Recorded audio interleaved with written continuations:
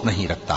جن مسلمانوں سے خواہ مخواہ لڑائی کی جاتی ہے ان کو اجازت ہے کہ وہ بھی لڑیں، کیونکہ ان پر ظلم ہو رہا ہے، اور اللہ ان کی مدد کرے گا، وہ یقیناً ان کی مدد پر قادر ہے۔ یہ وہ لوگ ہیں کہ اپنے گھروں سے ناحق نکال دیے گئے، انہوں نے کچھ قصور نہیں کیا، ہاں یہ کہتے ہیں کہ ہمارا پروردگار اللہ ہے۔ اور اگر اللہ لوگوں کو ایک دوسرے سے نہ ہٹاتا رہتا تو خانقاہیں اور گرجے اور یہودیوں کے عبادت خانے اور مسلمانوں کی مسجدیں جن میں اللہ کا کثرت سے ذکر کیا جاتا ہے گرائی جا چکی ہوتی۔